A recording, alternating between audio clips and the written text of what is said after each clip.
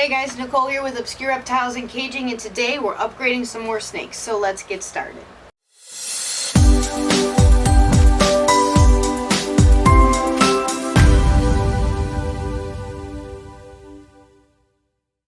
Hey guys, so we did a video like this a couple of weeks ago, and I thought we'd try another one. This time we're upgrading some hatchlings that are a lot younger than last time. Last time we went and took some babies out of these 12 quart and upgraded them to the 28 quart. They're all doing well. We ended up switching a few more over also, and they all seem to be doing really well. The best part about these I like is because they're turned sideways, they're getting so much heat, you can actually run the heat a little bit lower. Normally, also with these younger snakes, I tend to run the heat a little bit lower anyway, just because they don't have much room to get away from the heat. Honestly, I go right around 88, 89 for hot spots for these guys, and for the adults we run around 91 to 92. I do that because for the 91, 92 degree bins, they're huge and the snakes can completely get off the heat. But when they're 300, 400, 500 grams in these smaller bins and they can't fit most of their body up here without hitting the heat, I find that giving them a little bit lower of a heat does perfectly fine. They don't miss any meals. And it just ends up being a little bit easier for them to be able to find a hot and cold side of the enclosure. So today we've got 3 snakes switching up. Like I said, this time we're actually going from these smaller 6 quart bins and we're upgrading them into the 12 quart bins.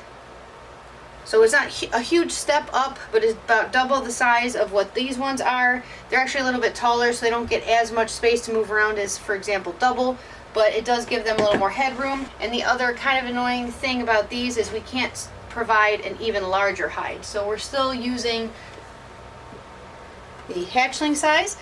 I do like when they're able to switch to the 28 quart better because they get a lot larger of a hide and they can do the lipped water dishes, and that gives them, a hot and cold hide. These ones still have lips on them, but they're a lot smaller for these smaller bins. But at least they're still getting a little bit more space. And if you just jump from, for example, 6 quart up to 28 quart, you can get a snake that's stressed, they're not eating very well. So we always like to do this annoying intermediate size, at least for a few hundred grams, just so we know that they're thriving, and then we'll upgrade them. So first we've actually got this little girl posted. This is our Candino pied female. We do have her posted, but she is the highest priced animal that we have, so we're in absolutely no rush to sell her. If we end up keeping her, we end up keeping her. I'm not going to cry about it. But this is a female Candino pied, very high white. So Candino pied, or just Candino to simplify it, is candy and it's albino. So she actually is just a het. She's not albino, she's not candy, she's 100% het for both. Sorry guys, my light died midway. Try to simplify it as best as possible. The genes try to fight each other because they're on they take up the same spot on the genetics. So you don't really know which one she is, but she's definitely she's one or the other. And it actually shows up with this visual form for a strange reason. They really don't know why, or I'm not sure exactly why. But it gives you a super bright, super awesome animal. Looks like an albino pied, but the eyes are darker, and she's actually got purples in under her yellows. So super awesome animal. I wouldn't mind keeping her back to try her with our albino pied male just to see what she proves out as. As you can see, she's a very good size. She's a very good eater, but she is still available if you guys are interested. She's on our morph market. Like I said, she is our highest priced animal. We do have her priced cheaper than everyone else does, but she's still a pretty pricey animal. If you guys have any questions, you can message me on our Facebook page, Twisted Reptiles, or right on our morph market, Twisted Reptiles. But she's definitely a good size to switch to these larger bins. And actually,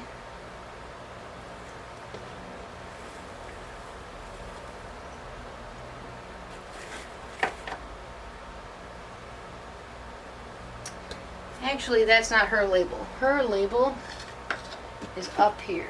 Sorry about that. You are actually going up here. My apologies. She's just starting to go into shed, so she can't see very well. but she should be good. Have a little time to get adjusted in there. Our next one's a very spicy meatball, and she, on top of that, is beautiful. The quality is just insane. That's why we ended up getting her. So we do have a female with an unboxing video coming soon. Should be about next week we should have it. And it kind of makes her not as relevant, but she's just such a nice color, such a nice, oops, sorry honey. Such a nice color, such a nice pattern. I still don't mind having her at all. This is our GHI 100% Het Clown female. Let me just get her bin set up. She's probably going to strike at the camera. We did an unboxing video with this little girl, and she actually struck a few times at the camera. We had to actually film quite a few times just to be able to get her being pretty good on camera. But this is our GHI 100% Het Clown female. It's kind of hard to see with these lights compared to natural lighting, but she's got beautiful golds and coppers in her, and she eats incredible. I don't mind having feistier snakes just because they tend to eat a lot better than, like, let's say a little bit more shy snakes. But beautiful girl. She's right on the borderline, so when people ask what size bin for what age, she's right at the border of switching her up to the next size bin because she's such a good feeder, such a good eater. I don't mind switching her up. If that, for example, was a super like timid laid back snake, I probably wouldn't have upgraded. I would have waited at probably at our 50 grams, which ends up being, I find they can get like 5 to 10 grams per meal if they're getting really good sized meals. But that's more or less just for babies, so I would call it probably, so that would be 5 to 10 more meals to be able to put her into this cage. But she's great. She's a good feeder. I'm not worried about her at all. And this final one we have ready to upgrade is a boy. This little one right here, we've done a few videos on. I'm not sure what order these will come out in. I try to film things a little bit in advance. But this one is from Bob's Balls. He is a freeway combo. And I want to see if any of you guys can guess everything that's in him without me telling you. Either you've seen the videos or you're really good at IDing. If you go to twistedreptiles.com, we've actually posted him on there as well. But all I'll tell you is he is a freeway combo. He is 5 genetics. Freeway is 2 of them, which is yellow belly plus asphalt. But he's just beautiful. Super awesome little guy.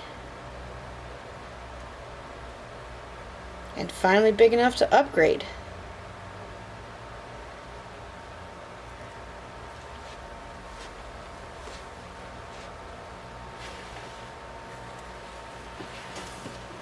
And for the ones that we've already upgraded, they're all doing incredibly well. We did upgrade a few others off camera. This one right here.